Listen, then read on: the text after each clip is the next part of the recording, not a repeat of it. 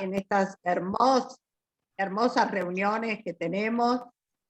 Hoy nos toca un tema muy especial. Pero antes de comenzar y antes de dar el currículum de nuestro querido doctor Diego Ortiz, realmente quiero resaltar que me llama mucho la atención los jóvenes abogados, cómo han tomado la posta, cómo van para adelante, cómo estudian, cómo se interiorizan. Estuvimos en las quintas jornadas académicas y realmente quedé asombrada, pero muy lindo, de una manera hermosa, al ver cuánta juventud dedicada al estudio del derecho. Pero si de eso tenemos que hablar, quiero destacar al doctor Diego Ortiz, porque Diego Ortiz es un joven abogado cronológicamente, pero realmente es una persona con una capacidad, con un esfuerzo que ha hecho en tan corto tiempo, que es su vida cronológica, muchísimos estudios, muchísimos avances y especialmente ha escrito libros maravillosos. Y esto que hoy va a dar la charla tiene muchísimo que ver con su último libro, que acabábamos de hablar en la previa. Ese libro se refiere al tomo 1, que es la violencia económica, se estaba refiriendo más que nada a la parte de alimentos, y que después va a venir el tomo 2 y tomo 3, que él nos va a explicar de inmediato. Bueno, Diego ya lo conocemos, pero muy breve voy a dar su currículum. Es abogado, profesor titular de grado y posgrado en ciencias jurídicas, especialista en violencia familiar, director de la revista de actualidad en Derecho de Familia, autor de varios libros y artículos jurídicos. Su último libro, como acabo de decir, Violencia Económica. Diego, queremos escucharte, así que el auditorio es todo tuyo. Gracias por estar, Diego querido, gracias. Bueno, al contrario, muchas gracias a ustedes por la invitación. La verdad que ahí estoy viendo la cantidad de gente amiga de San Nicolás, ahí la doctora Catalín, ahí el doctor Croce, que no para de hacer actividades también y de ayudar con la difusión de lo que uno trabaja, así que muchísimos colegas y colegas, ahí Rosana, Hernán, ahí veo también a Eduardo, Claudia, bueno, mucha gente también con ganas por lo menos de aprender, ¿no? Ahí, bueno, Irma también, a Facundo, Bonavita también, que preguntó también por la actividad y viene interesado, ¿no? Con esto. En realidad, es interesante hablar de la conducta procesal del denunciado como un supuesto de violencia económica, ¿no? Esto a mí me interesa mucho enmarcar estos temas porque en realidad hablar de violencia económica implica un contexto de violencia de género, ¿no? Me da risa porque una vez, hace muy poco, me dice un colega, bueno, está bueno que hables de violencia económica y bueno, pero también estaría bueno que se hable de cuestiones de género. Yo le digo, cuando estoy hablando de violencia simbólica, estoy hablando de violencia económica, estoy hablando de cuestiones de género, estoy hablando de violencia simbólica, estoy hablando de una cuestión, de una relación desigual de poder en la asignación de recursos de un género y de otro. Entonces, hay una frase de Mariel Molina que dice que la violencia que ejerce el varón que controla los recursos económicos de la pareja o de la familia, en tanto afecta a su autonomía, incrementa su vulnerabilidad y resulta ser el caldo de cultivo para que afloren o se consoliden otras formas de violencia, ¿no? Entonces, esto de alguna manera, la frase de Mariel Molina y muestra la importancia del tipo de violencia como germen de otras, ¿no? Esto, poder presentar un trabajo entre amigos y amigas, colegas del Colegio de Abogados de Loma de Zamora, para mí es un placer, es un lujo que te da la profesión, ¿no? La vida, ¿no? Es como cuando uno ya no es invitado, sino que forma parte de una casa. Es como cuando a alguien le golpea la puerta y llega el hijo o la hija, o abre la puerta, directamente abre la heladera y se pone a ver qué hay para comer, si quedó alguna porción de tarta o algo, y ahí es como me siento de esa manera cada vez que voy al colegio de abogados a hablar, así sea virtualmente, ¿no? Pero bueno, esto no quita que el tema de violencia económica no esté sujeto a críticas, y la idea es esa, ¿no? Abrir un poco el tema en debate, someterlo a crítica, explorar el tema y generar interrogantes también, ¿no? Eso también es lo que plantea un poco el libro en su tomo 1. Yo igual cuando hablo de, esto lo decía también el otro día cuando se dio la charla en la Universidad de Lomas el 2 de agosto, cuando yo hablo de violencia económica, yo no estoy hablando de un tema nuevo, de un tema que surge por interpretación particular, sino sería realmente un mentiroso, un chamullero, porque este tema está incorporado a la legislación interna desde marzo del 2009 con la 26485. Ya está incorporado, ¿no? O sea que ya tiene más de 10 años incorporado el tema a la legislación interna. Sin embargo, hace unos años podemos encontrar progresivamente jurisprudencia que menciona el tipo de violencia, ya sea de modo general o en alguno de sus aspectos sustanciales o procesales, ¿no? Entonces, ahí sobre eso tenemos que trabajar, no solo en la parte conceptual y sustancial, sino en la parte procesal, cuando hablamos de violencia económica. Y uno de esos temas y uno de esos puntos es la conducta procesal del denunciado de violencia familiar o el demandado por alimentos, ¿no? Recordemos que la negación de alimentos es un ejemplo de violencia económica. El artículo 5 punto C, cuando conceptualiza la violencia económica, y el decreto reglamentario 1011 del 2010, cuando explica que las necesidades de los menores de edad son aquellos medios indispensables, ¿no? que deben ser cubiertos para solventar sus necesidades alimentarias de menores de edad, ¿no? Pero lo primero que tenemos que entender es, digo, ¿dónde está la violencia económica en la conducta procesal? ¿De qué manera lo podemos enmarcar? ¿De qué manera lo podemos analizar, no? Esa por ahí es la primera pregunta que pueda surgir, ¿no? Para entender, para aclarar estas cuestiones, ¿no? Lo que podemos decir es que la conducta procesal del denunciado o el demandado supone previamente también un incumplimiento alimentario en el devenir de la relación, en la familia, en la vigencia de la relación. O sea que ya hay una violencia económica latente que ya se venía gestando.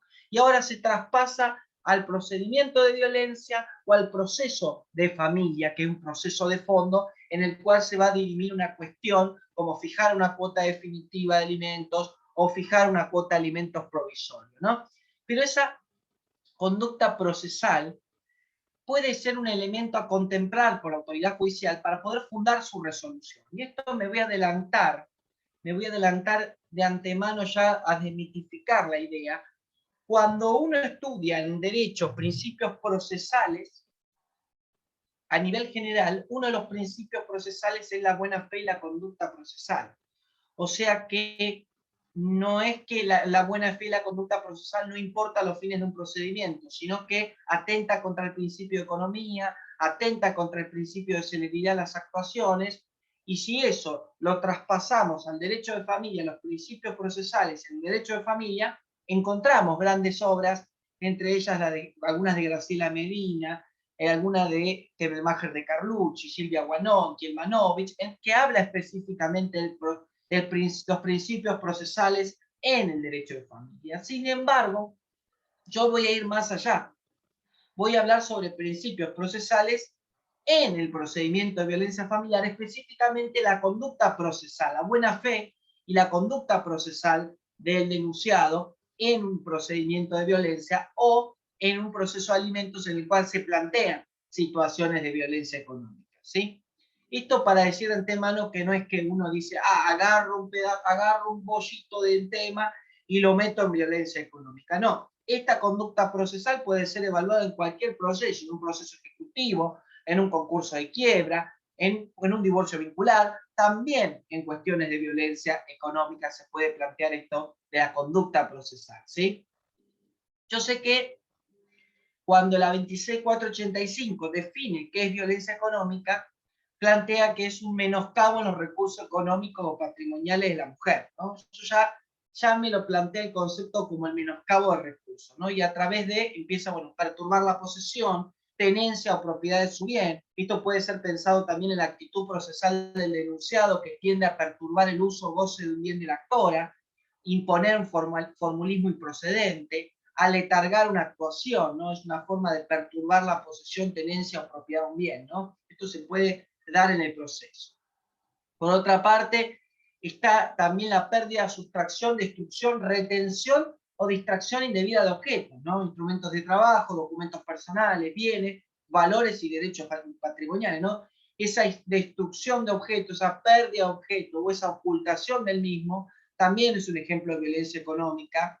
Y por otro lado, poner trabas procesales para poder lograr recuperar un bien o que se le pueda reintegrar el bien que se le ha retenido, también podría entrar en una conducta procesal que atenta contra la integridad económica o patrimonial de la parte actora.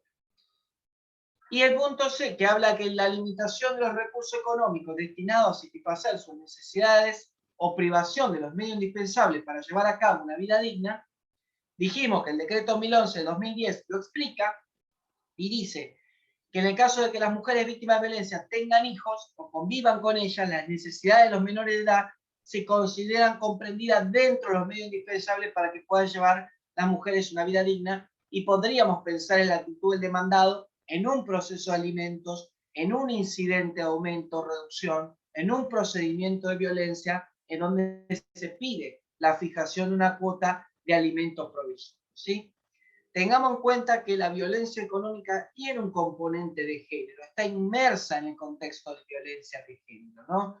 De última me dirá, bueno, pero yo tengo un cliente que el señor también sufre violencia económica. Bueno, yo no le voy a discutir eso, pero lo que ese cliente varón no sufre es violencia de género de tipo económica en su modalidad familiar, porque la violencia de género en sí tiene un concepto estructural que excede el caso particular y se mete en una cuestión simbólica y de relación desigual histórica, social, cultural y económica que tiene la mujer con respecto al hombre, ¿sí? Eso de antemano, porque siempre está eso, cuando uno tiene que saber. Hagan la prueba. Si ustedes hacen una charla de violencia de género, va a haber alguien que pregunte, ¿el hombre también sufre violencia de género? Va a ser una pregunta que nunca va a faltar, ¿no? Y esto también denota a veces falta de información, falta de conocimiento, falta de, a veces de comprensión de la temática, ¿no? Que por ahí es loable, pero uno lo tiene que aclarar, ¿no? El artículo 6 conceptualiza la violencia doméstica como aquella que daña, entre otros bienes jurídicos, a la integridad económica o patrimonial, ¿no? Ya el artículo 6, dentro de la modalidad de violencia doméstica, menciona la integridad económica o patrimonial, ¿sí? Vamos a empezar a hacer como un análisis, ¿no? De cada uno de cómo la conducta procesal es abarcada, ¿no? En cada uno de los procesos o procedimientos. Vamos a hacer un buen análisis de eso. Así queda más que claro y abrimos un buen espacio para las preguntas, ¿sí? Un saludo grande ahí a Marta que siempre está bancando las actividades, así que siempre se hace un espacio. Un abrazo grande a Marta también que es coetánea de mi barrio, también ahí conoce toda mi zona, de la Sategui y toda esa zona, así que zona sur a pleno, ¿no? Mucha gente de zona sur. Estoy con la miel a dos manos porque si no pierdo la voz. Como dijimos antes, la inconducta procesal puede estar presente en un proceso de alimentos, ¿no? Siempre reconociendo que la negación de alimentos puede configurar un supuesto de delito, ¿no? Yo voy a usar un fallo que es interesante, que es un fallo que, como siempre digo, la palabra está señero, marca seña, marca camino, que es el fallo de Río Negro, que lo uso muchísimo, ahí puse la cita del fallo de Río Negro, cuyo objeto procesal es prestación alimentaria, ¿no? La actora inicia demanda de alimentos en contra del señor J, aclara que este señor contribuyó con el sostenimiento en forma discontinua, casi nula, y que las necesidades de sus hijas ha ido aumentando acorde a sus necesidades, atento, que van a la escuela y a la universidad respectivamente, como así también a las actividades extracurriculares, ¿no? Finalmente se resuelve, uno lee el diario jurídico o lee la noticia o el fallo, se resuelve fijar la cuota alimentaria que deberá abonar mensualmente el señor a favor de sus hijas, equivalente al 50% de los haberes que por todo concepto percibe el alimentante, efectuado los descuentos de ley, con igual porcentaje de SAC, ¿no? Cuando uno lee un fallo de estas características, en la cual la mitad del sueldo del demandante va al concepto de alimentos, uno se pone a pensar qué fue lo que pasó. ¿Qué fue en base a qué resolvió la jueza esta medida frente a la violencia económica, frente a la negación de alimentos? qué fue lo que pasó. Y en este fallo surgen algunos puntos que denotan esa actitud procesal, ¿no? Por lo menos esa actitud procesal en donde la jueza dice qué es lo que lleva a la cuantía del monto alimentario, ¿no? Porque ella lo aclara expresamente, ¿no?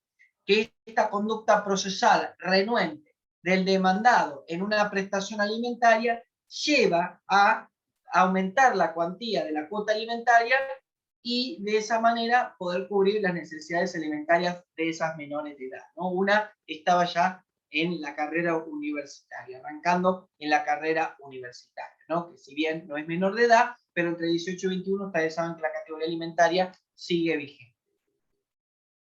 Por otro lado, ¿qué pasó en este fallo? Me sigo preguntando. Primero, no se presentó a la instancia de mediación.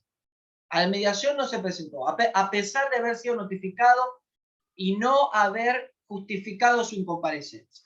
Desde ya implica por lo menos un desinterés en solucionar el tema alimentario de manera extrajudicial mediante este método alternativo de resolución de un conflicto. Obviamente, claro que no, la inasistencia de una mediación no puede ser entendida directamente, planamente, como violencia económica. Eso no, descartemos. Y ya dijimos de antemano que la conducta procesal del denunciado o demandado es un elemento que puede tomar en cuenta la autoridad judicial a los fines de resolver, ¿sí? En este caso, el primer punto era ese.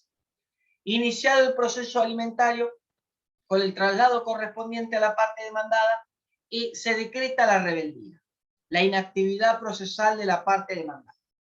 Entonces, la rebeldía en sí es un instituto del derecho procesal aplicable no solo a procesos de familia, sino a otros procesos civiles y otros procedimientos de tipo incluso comercial, en la cual en el procedimiento, el proceso de familia, la rebeldía implica una inactividad y también de alguna manera un retroceso en el ejercicio de un derecho de la parte peticionante, en este caso, ni más ni menos, el derecho alimentario, ¿no? Esto siempre, a mí se me, cuando uno estudia el tema de alimentos, siempre empieza a pensar, ¿no? Si ya sabes que es tu hija, si ya sabes que es tu hijo, el derecho alimentario lo tiene. Lo que podemos discutir es la cuantía, es decir, el monto de la cuota fijada o la modalidad de prestación, pero no podemos discutir la existencia de un derecho alimentario, ¿sí? O sea que ya la existencia de un derecho alimentario y por el otro lado la rebeldía de la persona que tendría que responder, contestar, presentar un escrito, no lo hace, configura por lo menos una actitud procesal totalmente contraria a propender al ejercicio de un derecho alimentario de un menor de edad. Por lo menos, ¿sí? Vamos a tratar de ser cautelosos, porque siempre con los temas nuevos como este que me convoca también, uno tiene que ser cauteloso y respetuoso, ¿no? Por otro lado, el punto 3, se fija una audiencia preliminar a los efectos de ofrecer prueba y la parte demandada no comparece, directamente no comparece. Finalmente se fija una cuota, pero se libra oficio a la empleadora para el descuento de la cuota alimentaria, lo que es decir, salvo que la propia parte demandada, por voluntad propia, vaya y ponga lo que la cuota alimentaria fijó. No lo hizo. Entonces se tuvo que librar un oficio a la empleadora para directamente retenerle desde allí la cuota alimentaria. Esto implica que primero se requirió un compromiso del mismo para el pago de la cuota alimentaria, como no se comprometió a pagarla, correspondería el descuento de sus saberes, ¿no? O sea que fíjense que ahí estuvimos charlando de 3 o 4 actitudes procesales contrarias al ejercicio, por lo menos, de un derecho alimentario, o contrarias incluso también a poder opinar, postular o presentar algo con respecto a esta cuestión alimentaria en sí, ¿no? ¿Saben por qué siempre empiezo con el fallo de Río Negro? Porque el fallo de Río Negro me está diciendo claramente que esa conducta procesal del demandado fue fue una de las cosas que llevó a la autoridad judicial, a la jueza UP, a fijar una cuota alimentaria, ¿no? Me fijo a ver acá si está la jueza, porque capaz me ha pasado una vez hablando de un fallo de Ita y Baté corriente y estaba ahí el juez Modenuti en la charla escuchando, y obviamente menos mal que no le saqué el cuero, pero no la encuentro la jueza. Si la jueza, a veces participa la jueza de Río Negro en las actividades más de este tipo de violencia, ¿no? Andrea Roccaro, infaltable. Andrea Roccaro no puede faltar. Ahí, bien, perfecto. Ahí vamos, ahí se va escuchando. Ahí, perfecto. Bien. Por otro lado, aparecen en el escenario jurídico las medidas combinatorias. Las medidas combinatorias contra la violencia económica es un tema tabú, porque ya hablar de medidas combinatorias en el derecho de familia es un tema tabú. ¿Por qué es tabú? Porque las medidas combinatorias tienen un componente coactivo, coercitivo. Entonces, si hablamos de violencia económica, plantear una medida combinatoria contra este tipo de violencia sería como una doble potencia a lo resuelto. Pero siempre que hablamos de medidas combinatorias, nos referimos a que todas las medidas que anteriormente se han tomado, intimaciones que se han cursado, diferentes pedidos de respuestas a la parte demandada, no han tenido mella suficiente, no han tenido ningún tipo de efecto destinado al cumplimiento de un derecho alimentario. Entonces, las medidas combinatorias aparecen en el escenario jurídico. No las podemos descartar, ¿no? Yo elegí un fallo acá también, este fallo, que es un fallo de Rawson, Chubut. Lo voy a poner acá abajo. Bien, ahí abajo lo tienen, al fallo. Fíjense que el fallo sigue siendo lo mismo, cuyo objeto procesal es alimentos. Entonces, hablar de alimentos y violencia económica, saca el mito de que solo la violencia económica puede ser planteada en un procedimiento de violencia. La violencia económica también puede ser planteada en un proceso de alimentos, puede ser planteada en una vía incidental, en un incidente de aumento de cuota alimentaria, puede ser planteada en un incidente de reducción de cuota alimentaria. O sea que no se destraba el procedimiento. Lo que es un planteo sustancial de la situación de violencia económica a los fines de obtener un resultado positivo y favorable al derecho del alimentado y la progenitora que asume exclusivamente el rol en la responsabilidad parental. ¿Sí? Esto es decir, yo sé que en medio estoy ahí rosqueándole, pero es a propósito para que ustedes tengan en cuenta. Vamos a comentar un poquito el fallo de Rawson y ustedes me van a ayudar a detectar un poco de esta conducta procesal, ¿no? Voy a pedir a ver si alguien me colabora. No sé si está Cristina ahí de Académica para colaborarme.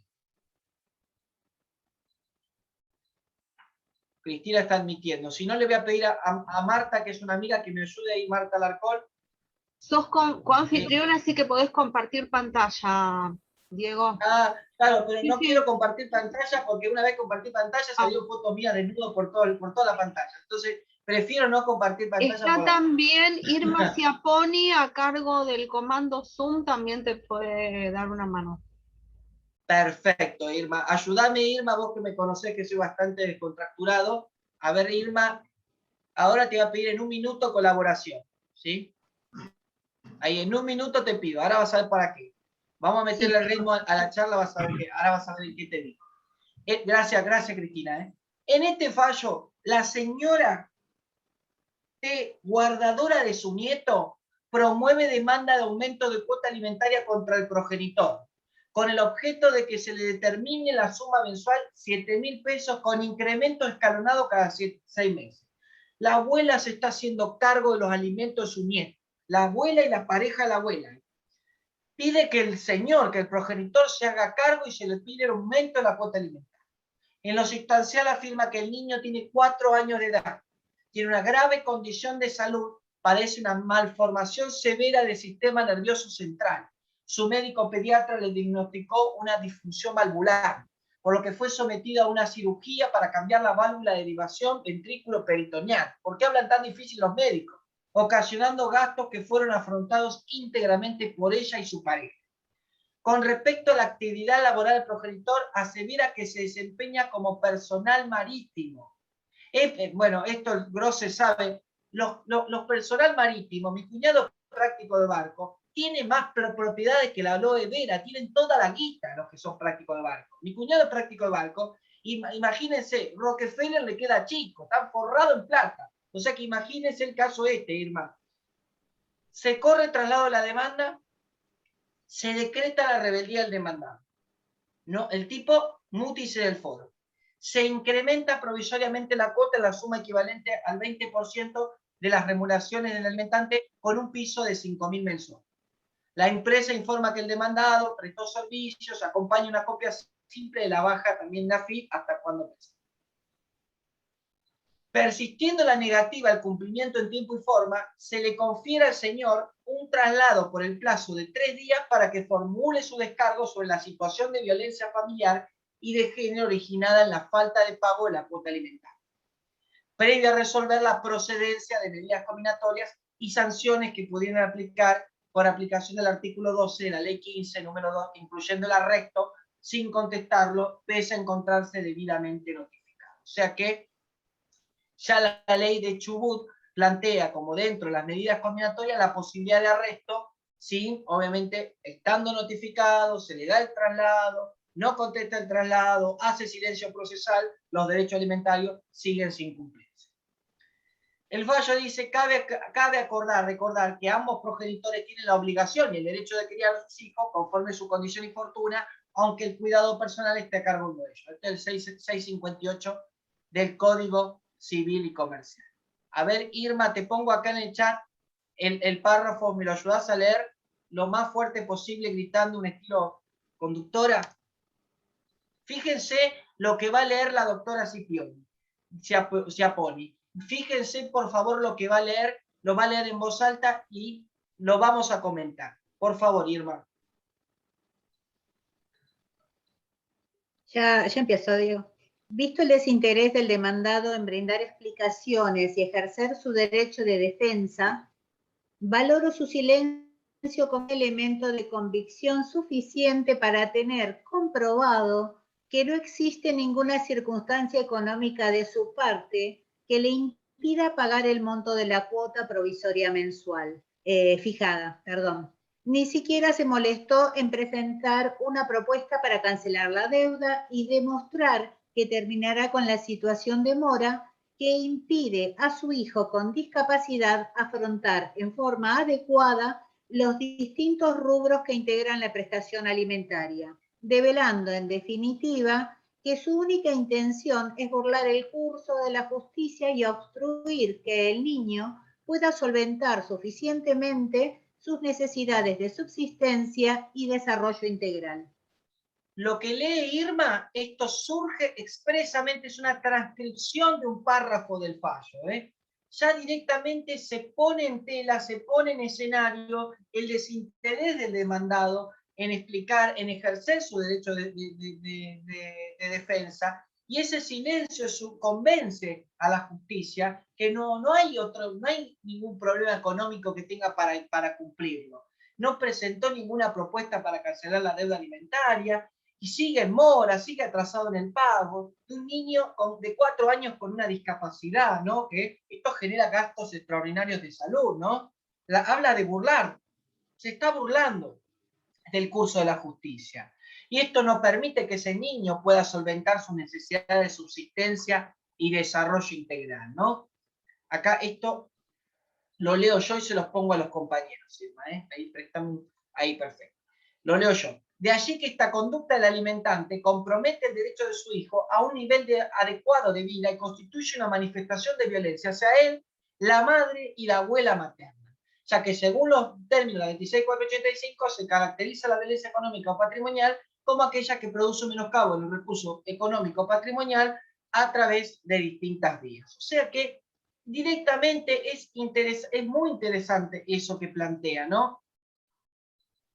Porque dice, esta violencia económica se va insertando en el contexto del maltrato grave que ha ejercido sobre ambas mujeres, la mamá y la hija, conforme se desprende la lectura de los expedientes de violencia familiar en los que ya se habían dictado medidas cautelares, incluyendo prohibición de acercamiento a su hijo, la madre y la abuela. O sea, el propio equipo técnico interdisciplinario dio cuenta de la violencia física y psicológica que ejercía el demandado sobre su expareja, puñetazos en la boca, empaparla con alcohol en gel, correrla con un encendedor, patearla y burlarse luego de la agresión ante su suegra. O se denunció durante la evaluación diagnóstica que él cobró importantes sumas por subsidios para su hijo, sin aportar realmente nada para su sostén. Cobró el subsidio para su hijo, pero no aportó nada, llegando a romper las ventanas de la vivienda y ofrecer dinero a terceros para que dañen el vehículo que utiliza la pareja de la demandante para trabajar. Yo pregunto ¿esto no es violencia? Más allá de la violencia económica, va en convergencia de violencia física, psicológica, ambiental, como destruir una ventana, un vidrio. O sea que esto también hay que tener en cuenta. El fallo también hay una parte que dice acá, que la voy a ir poniendo, de paso la vamos leyendo, estudiando.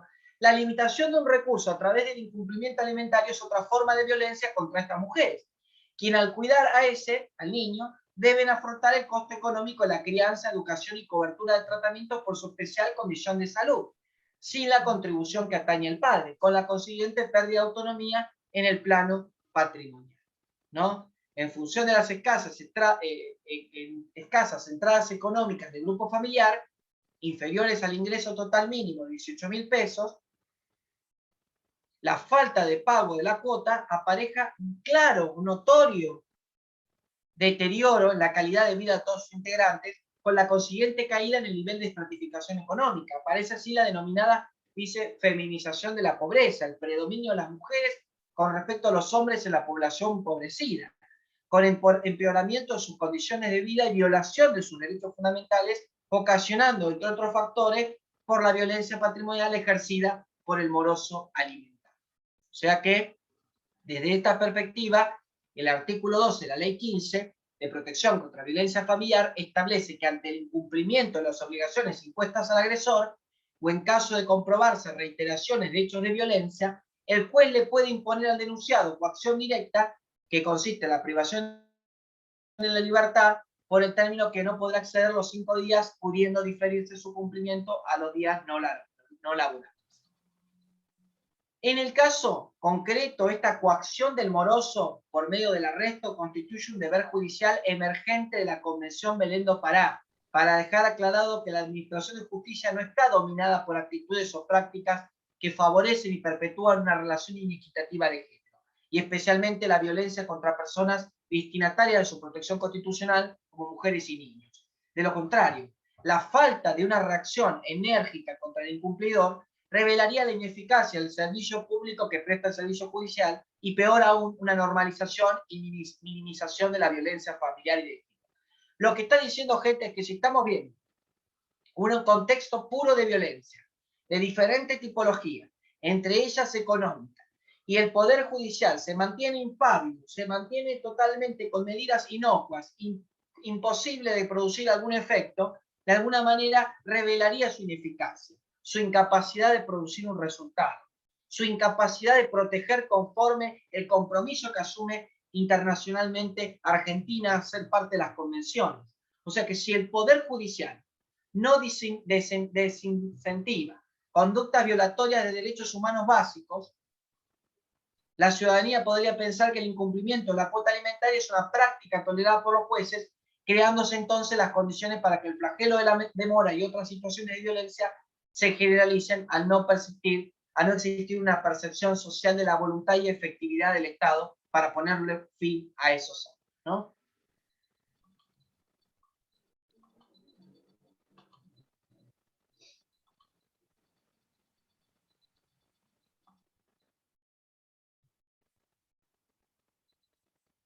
Ahí está, ahí está. Ahí me aclara lo del plan.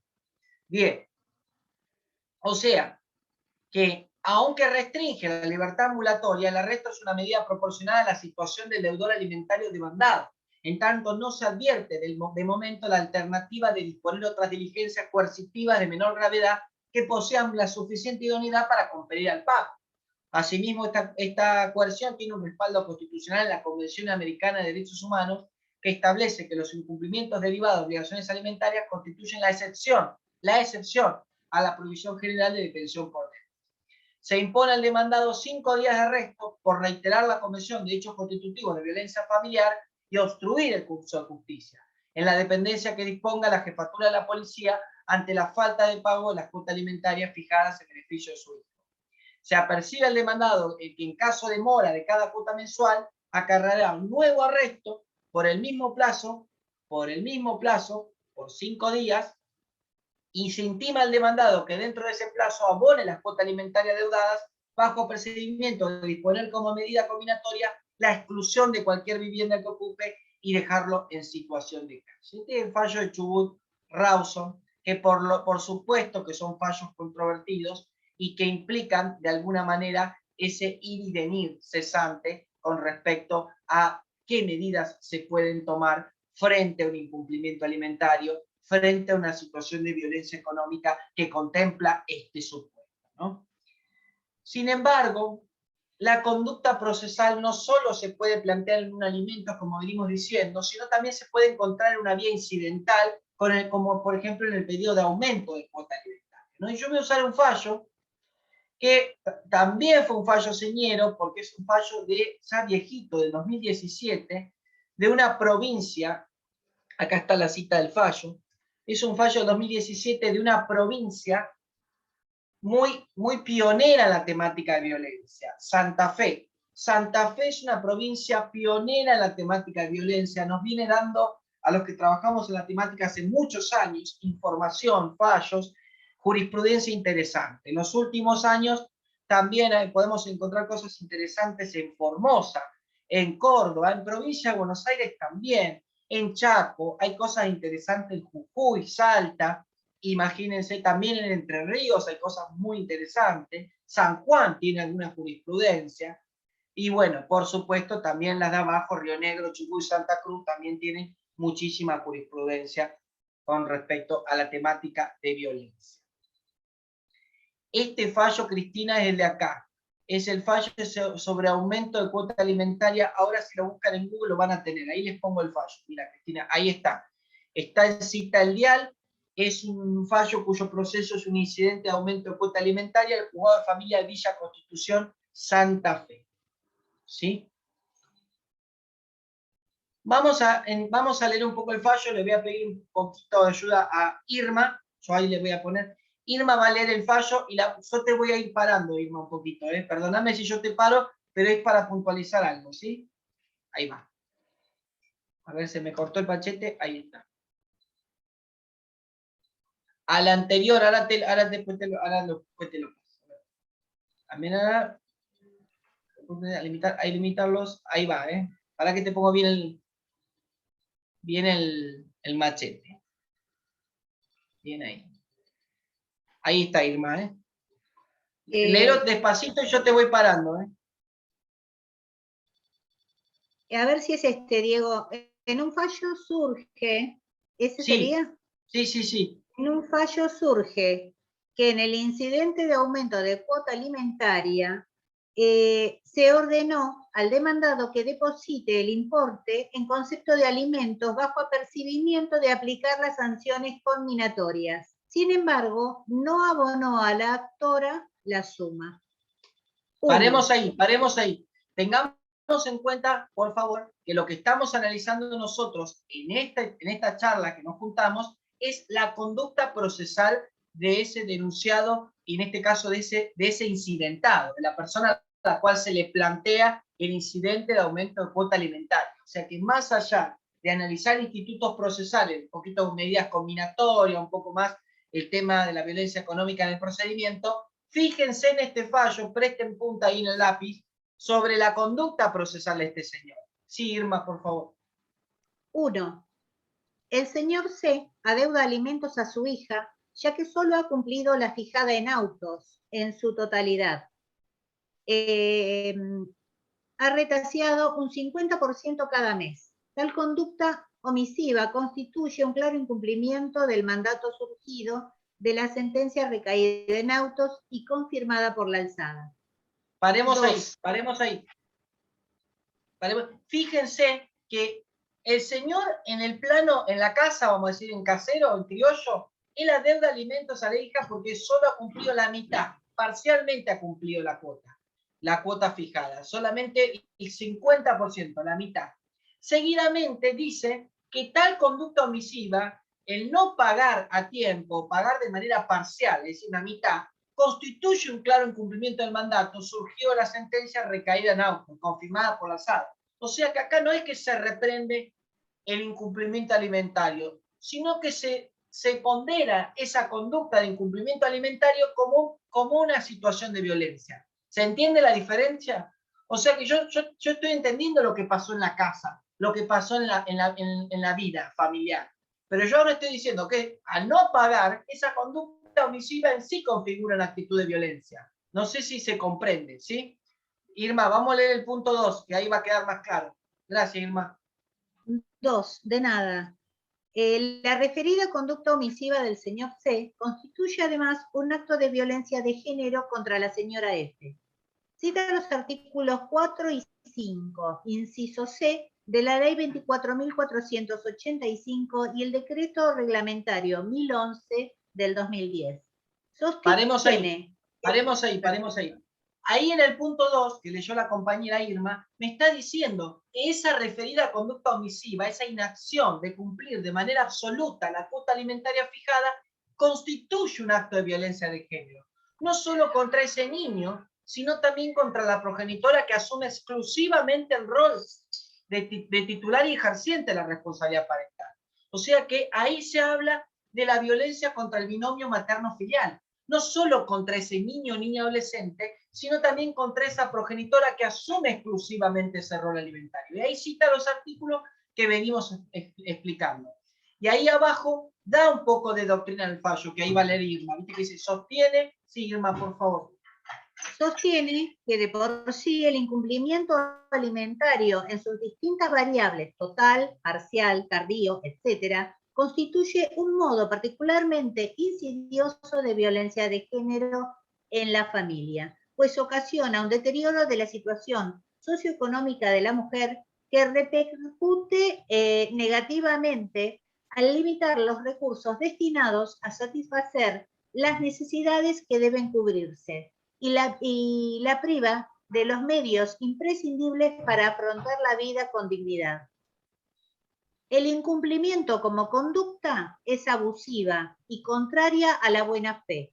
La conducta del alimentante que fue reseñada es claramente abusiva en su posición como principal sostén económico de su hija y a la vez contraría a la más leve consideración de la buena fe en las relaciones de familia. C, con su actuar indolente, ha puesto en severo entredicho al principio básico del derecho alimentario y en definitiva de cualquier familia que se precie de tal. La solidaridad que se aprende y transmite en la familia antes que en cualquier otro ámbito educativo, deportivo o basado en la amistad. Lo interesante que acá leyó Irma es que esa conducta procesal de este incidentado, en un incidente de aumento de cuota alimentaria, menciona institutos de derecho civil que nosotros veníamos aprendiendo hace mucho tiempo desde el derecho civil 1. El principio del abuso del derecho, puesto que él tiene una obligación derivada de la responsabilidad parental. Y tiene la responsabilidad parental va en cabeza de ambos progenitores, de ahí el concepto de coparentalidad, no solo en la cuestión de comunicación, sino también en la cuestión de asistencia, alimentación. El principio de abuso del derecho está mencionado y también está un principio que viene también de las postrimerías de los principios generales del derecho, que es el principio de la buena fe. Y ahí el principio de la buena fe, y abajo menciona un principio, Irma, que habla del principio de solidaridad familiar.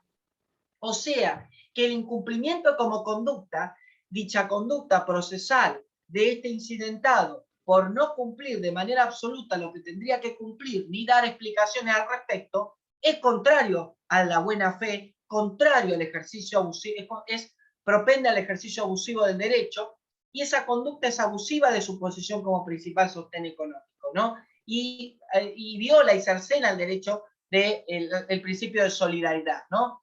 Vieron que abajo leyó Irma, C con su actuar indolente ha puesto en el severo, ha controvertido el principio básico del derecho alimentario, ¿no? Y el de cualquier familia. Entonces, es interesante ese fallo del 2017, un fallo que tiene 4 años, gente. Ya hace 4 años y un poquito más se venía trabajando sobre esto, ¿no? dice, bueno, se da lugar, se le da, señor, un plazo de 5 días para abonar el monto, y si no, se le fija 30 por cada día de retardo, que el monto será destinado al acreedor alimentario. ¿Sí? Acá me pidieron que el fallo anterior le ponga la cita. Ahora lo voy a buscar para no olvidarme. El fallo anterior, ¿no? Acá está la cita. Lo van a poder fijar, se van a poder fijar. Acá está. Me pidieron la cita del fallo anterior. Ahí está. Bien. Bien ahí. Ahí comprobamos que la cuestión de violencia económica también puede ser planteada en una vía incidental. Pero ustedes saben que esto es una obviedad, pero la conducta procesal puede ser planteada también en el procedimiento de violencia familiar. Y otro de los fallos más que interesantes sobre el tema, que se ha hablado mucho, se escribió grandes artículos de doctrina sobre este tema, es este fallo de Comodoro Rivadavia Chubut, que vamos a tratar de analizarlo en clave al tema elegido, ¿sí? Este es el fallo que ahora vamos a comentar.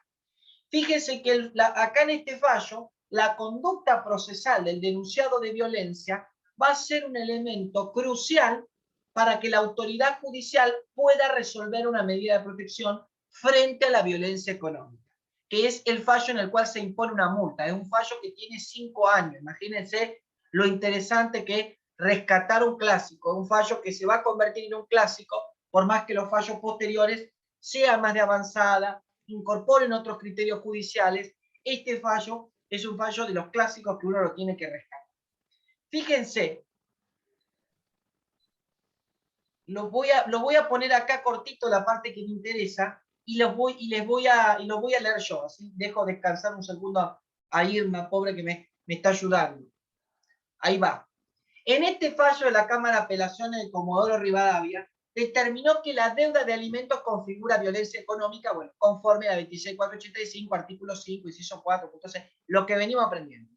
Por lo que corresponde ordenar que el deudor cese en toda acción o omisión que implique la limitación de recursos económicos respecto de su hijo, o sea que el cese de actos perturbatorios e intimidatorios también podría ser una medida contra la violencia económica. Ahí anoten eso, por favor. ¿Vieron que siempre cuando uno lee una resolución dice cese de actos perturbatorios e intimidatorios? Esto también se puede analizar conforme a un maltrato de tipo económico. Pero bueno, avanzo. Miren lo que dice acá. Y bueno, y se ordenó la aplicación de una multa por su conducta.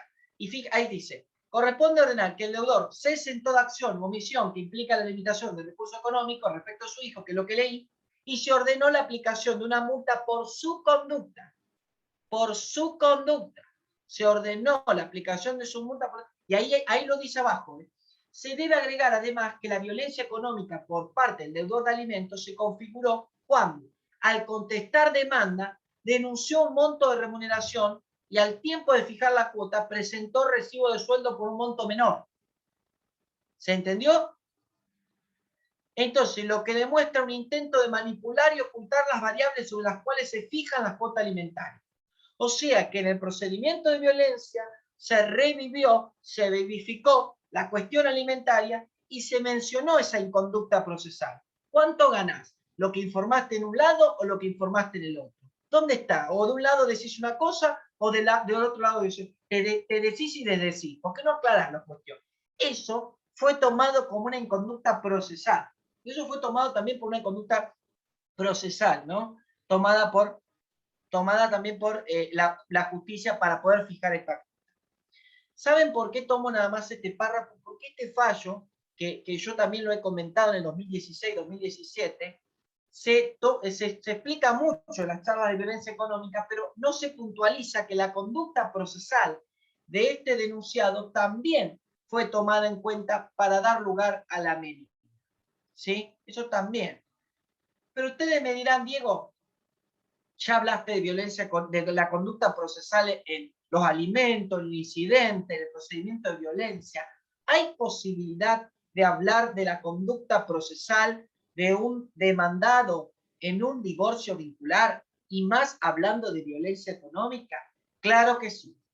Este fallo, que es un fallo nuevito, tiene un poquito más de un año, plantea la cuestión de violencia económica y contempla la conducta procesal en un proceso de divorcio. Ahí lo pongo la nota abajo. Es un fallo de Córdoba, de Arroyito, Córdoba, que es un fallo del año pasado. Y ahí sí le voy a pedir de nuevo colaboración a Irma. Fíjense lo interesante del fallo. Lo vamos a ir desmenuzando todo lo posible. Fíjense qué interesante es el fallo.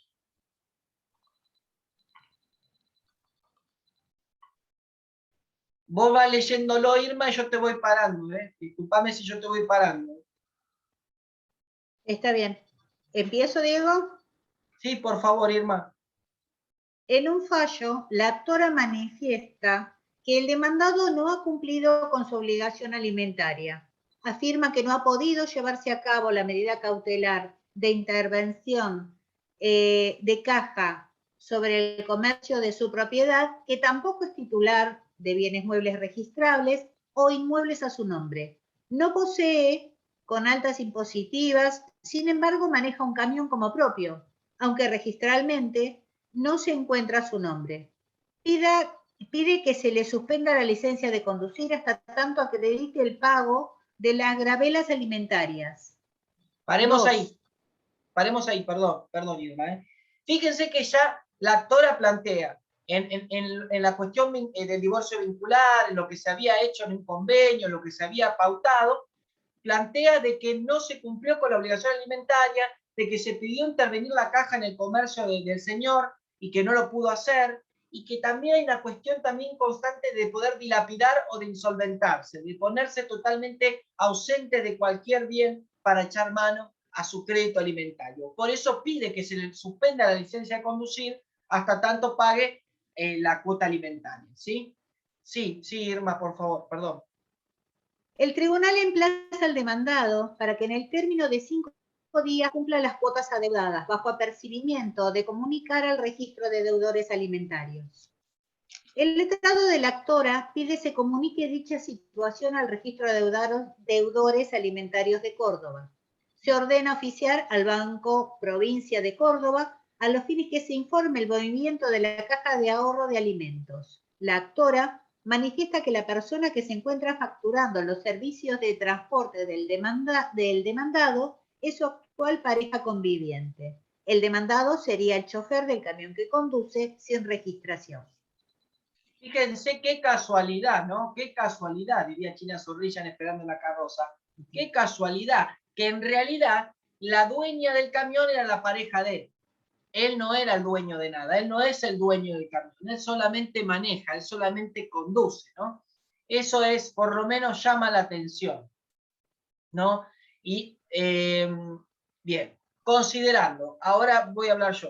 Ante la incomparecencia del señor a la audiencia fijada, porque el señor no comparece a la audiencia, el tribunal fija una cuota alimentaria provisoria equivalente al 70% del salario a favor de sus hijos.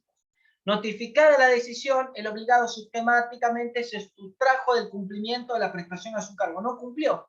Mutis en el foro, no dijo nada, no cumplió.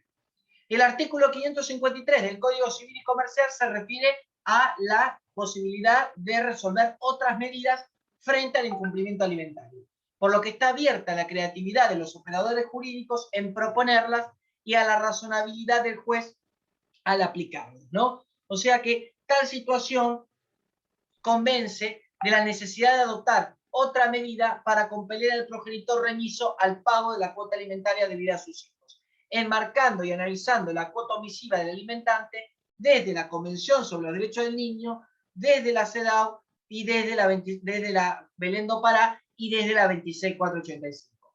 O sea que el análisis de esta cuestión se va a hacer teniendo en cuenta ese cuarteto de normas, desde la Convención sobre los Derechos del Niño, CEDAW, Belén do Pará y la 26485. Y ahí viene lo que está pasando a nivel procesal, ¿no? A nivel procesal, ¿no?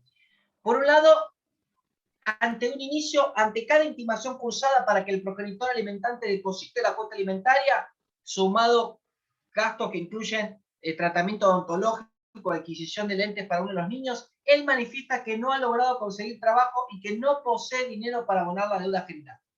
Incluso se lo denunció penalmente por incumplimiento de deber de asistencia familiar, arrojando dicha denuncia un resultado infructuoso a pesar de los acuerdos de pago arribados en sede penal. O sea que llegó un acuerdo en sede penal a un acuerdo que no cumplió. Y ya en otra etapa ni siquiera compareció al proceso, lo que denota de su parte un total desinterés. Entonces me pregunto, dice el fallo, ¿de qué prioridad absoluta hablamos cuando el principal responsable niega deliberadamente a sus hijos la satisfacción de un derecho básico como el alimentario? Y la jurisdicción se encuentra imposibilitada de restablecer de manera inmediata esta situación a fin de hacer efectiva la tutela judicial de la que tanto escuchamos hablar. El demandado eludió por todos los medios cumplimiento de su obligación, con el evidente objetivo de sustraer o impedir que se efectivice la orden judicial. Habiendo ingresado a trabajar en el mes de mayo de 2013, se desvincula la firma de transporte. Transfiere el vehículo de su propiedad dominio sobre el que se ordenó embargo de alimentos a favor de su pareja actual.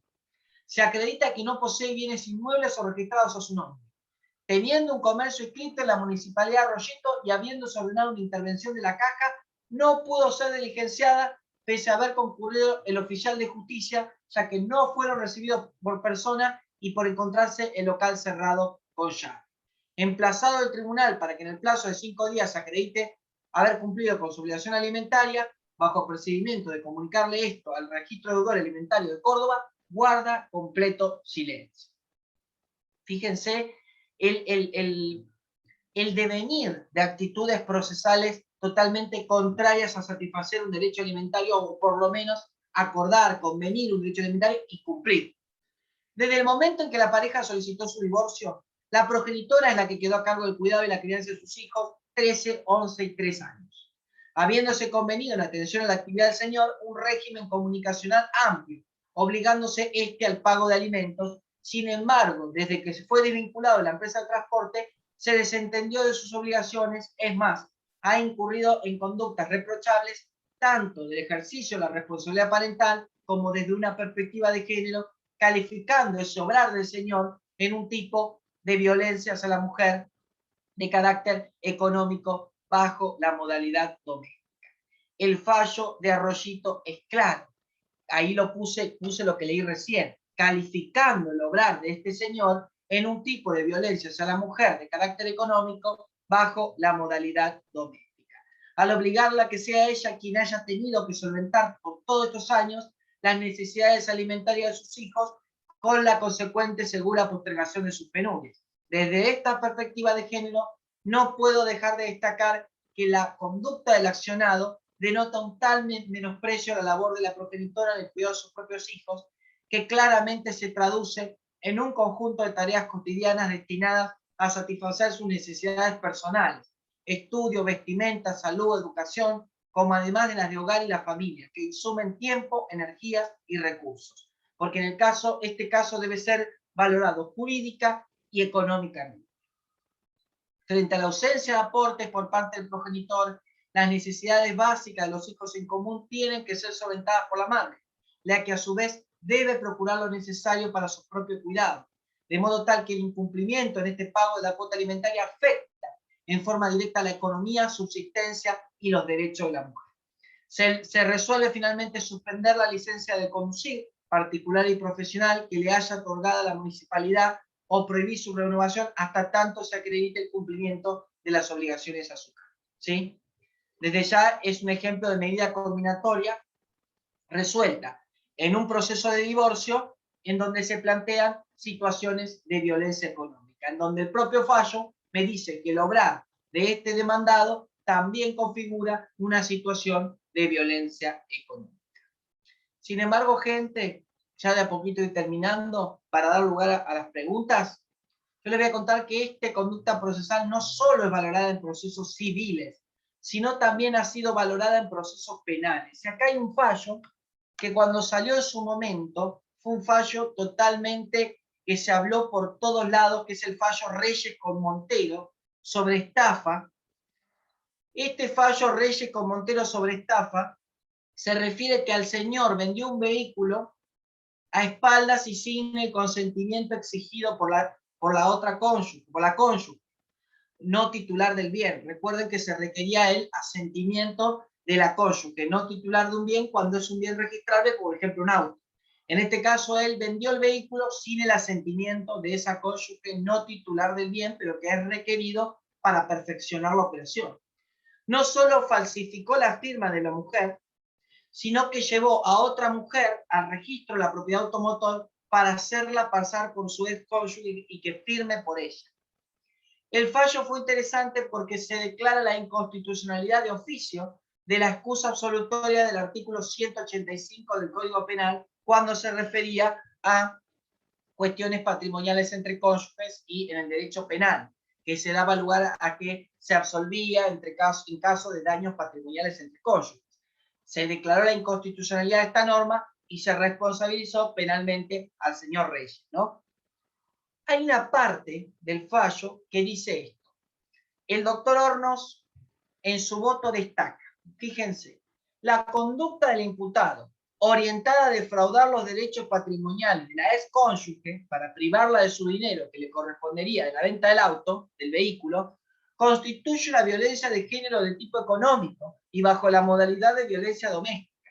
Más cuando en el desarrollo de la maniobra investigada estuvo rodeado de prejuicios asociados a estereotipos discriminatorios a la mujer, tales como afirmar que la ausencia de la víctima ante el comprador del automóvil se debía a un supuesto cuadro depresivo. Él dijo después, cuando explicó qué pasó, que no fue la señora que firmó, dijo lo que pasa que ella por la separación estaba en depresión. Entonces por eso terminó usando otra mujer para que firme por su esposa. Una locura. En el registro de propiedad automotor. Este es el fallo Reyes con Montero, ¿no? Para terminar y dejar un espacio para las preguntas, para lo que quieran agregar, para mí, voy a agregar la presentación del libro acá para los colegas y las colegas del Colegio Abogado de Loma de Zamora, para la cartera de la dama y el bolsillo del caballero, pero para mí escribir en realidad es un acto de libertad, ¿no? A mí realmente cuando yo escribo tengo la libertad de poder crear y pasarlo en palabras, ¿no? Es un esfuerzo realmente hacerlo, uno tiene la responsabilidad de hacerlo con creatividad y de manera inédita, ¿no? En este caso de manera respetuosa de la jurisprudencia saliente de hace más de 6 años, en donde trato de comentarlas no solo con un criterio mío, sino también analizando cuál fue el criterio del juez o la jueza en ese fallo que habló de violencia económica, ¿sí? Hay una frase de Simone de Beauvoir que dice que el arte de escribir, el oficio de escribir, se aprende escribiendo. Y ese es mi consejo para todos colegas y colegas que quieren sumarse, que quieren escribir, que quieren crear cosas o que quieren opinar y reflexionar. La manera de poder construir un camino en este tipo de violencia económica es aportando, generando, creando y reflexionando sobre este tema que vino para quedarse. Así que bueno, muchas gracias Alicia, muchas gracias a toda la gente del instituto, que los hago más que amigos porque bueno, he tenido el placer de poder ir presencialmente y poder charlar y abrazarlos a ustedes, pero ya va a haber la oportunidad de juntarse en la vía virtual. Gracias Irma también por ayudarme con la lectura. Abrimos un lindo espacio de preguntas. Pregunten, por favor, que no hay ningún problema, porque estamos en un espacio de aprendizaje. Muchas gracias.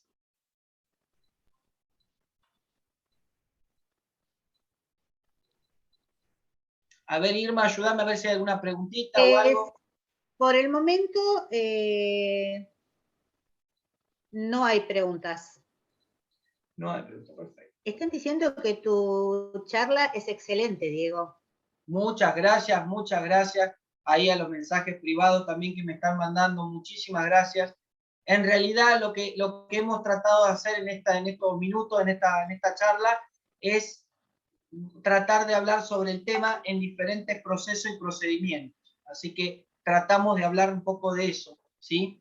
Pero desde ya el tema es mucho más interesante y excede el punto que tomamos, pero no se olviden de tomar este elemento, la conducta procesal, en los planteos que se realicen, ¿no? No se olviden que la conducta procesal retrasa el ejercicio de un derecho, no es poca cosa. No estamos hablando de una cuestión formal, una cuestión muy detallista. Estamos hablando de una cuestión que una conducta procesal contraria al ejercicio de un derecho podría entorpecer y aletargar, ¿no?, el ejercicio del mismo. A Rosa, otro placer. Muchas gracias, Rosa. También, bueno, ahí veo Marta, y Cecilia, Rosana, Gabriela. Muchísimas gracias por todo. Yo te voy a comentar. Si puedo comentar algo, Diego, algo personal. Sí, sí. Mi trabajo como abogada de familia, tuve un tema con una persona que trabajaba de mercante, ¿no es cierto? Y te comento que conocí montones de, ay, no me acuerdo, no me sale el nombre, porque tenía que ir a las distintas compañías a llevar los oficios, porque viste que ellos, doctor Croce también sabe del tema, con él aprendí navegación, que ellos con la libreta pueden ir a distintos barcos. Entonces, ¿qué pasaba? Yo llevaba el oficio este mes a la compañía A. Ellos cobran al bajar. Sí, Entonces sí. tenía que hacerlo antes de que él llegue, para que le puedan retener. Se marcaba en otro barco, entonces ya no me servía ese oficio, porque era otra compañía. Así que bueno, entre mi hijo y yo hemos hecho un tour por unas cuantas compañías hasta que pudimos arreglar con el señor una cuota más baja porque él no podía, porque se insolventó también toda la historia, pero bueno, por lo menos cesó la violencia, había una cuota bastante accesible para la señora, o sea, accesible para el señor y que compensaba los gastos de la señora, el pago de la escuela, esas cosas, y solucionamos así, pero conocí todas las navieras, te lo digo, Diego, así de una. Bueno, así que bueno. Está bueno irme al comentario porque en realidad este tema es el tema de la conducta procesal, es puramente práctico y yo me voy nutriendo también de lo que ustedes van comentando, ¿no? Porque en realidad yo siempre pienso esto, producir pruebas para configurar una conducta procesal de denunciado no es difícil, lo difícil es el trajín que lleva a producir esa prueba. Vos estás diciendo que lleva un trajín. No es algo imposible decir que hay una inconducta procesal en un actuar. A veces pasa que la propia violencia surge de lo extraído en una audiencia, de la conducta de la parte con el abogado o la abogada de la otra parte. O sea que estamos hablando de un principio procesal, del derecho procesal que tiene que ser contemplado. O sea que es muy interesante también lo que vos contás porque es la tarea de investigación realmente que realiza el abogado o la abogada a los fines de poder que se cumpla ese derecho alimentario, ¿no? Así que muchas gracias ahí al colega, a Facundo, ahí al colega Cristian también. Bueno, queridísimo Diego, gracias por tu disertación clarísima, didáctica. Fíjate que hay una tendencia a la humanización del derecho y a principios de solidaridad, sobre todo en derechos de familia. Y justamente lo que vos has comentado hoy tiene esa absoluta mirada y el destino que todos los jueces y por supuesto los abogados tenemos que tratar de imponer. Es muy interesante también que el abogado lo pida, siempre lo decimos eso, sin perjuicio de que el juez puede actuar de oficio en muchísimos casos y sobre todo cuando hablamos de violencia económica, de todo tipo de violencia. Pero también es interesante que se atrevan, que sean creativos y se atrevan. Así como los jueces también tenemos que atrevernos a ser creativos y ir cada vez más adelante. Gracias, Diego, querido. Y bueno, te vamos a volver a llamar muy pronto, mi amor. Muchísimas gracias. Me encantaría, gracias. Alicia, me encantaría a futuro hacer una actividad presencial, un taller de violencia económica. Solamente les quiero contar cómo hicimos el taller el otro día para Colón. Hicimos 4 grupos. Un grupo era sobre procedimiento de violencia, otro grupo era sobre daños, otro grupo era sobre alimentos y otro de incidentes. Y a cada uno se le dio, a los 4 se le dio la misma consigna y cada uno tenía que ver, conforme a la estructura procesal elegida, cómo lo iban encarando como violencia económica. Me encantaría a futuro hacer un taller presencial para la gente de allá de Lomas, con mucho cariño, y llevarles obviamente mi libro de regalo para la biblioteca del colegio, por supuesto. Ya estás invitado, vamos a tratar, ya estamos empezando despacito a situaciones presenciales, así que si Dios quiere, dentro de un par de meses podríamos llevarlo a cabo. Desde ya te comprometo, Diego, y para nosotros va a ser un placer enorme, y bueno, y un aprendizaje también enorme. Obvio. Bueno, muchas gracias, gente, muchas gracias, Alicia. El 29 de agosto es el Día del Abogado y la abogada, así que hay que disfrutarlo, hay que disfrutarlo. Feliz día. Feliz día para todos, para todas. Feliz día desde el fondo de mi corazón para todos y cada uno de ustedes y gracias por estar como siempre.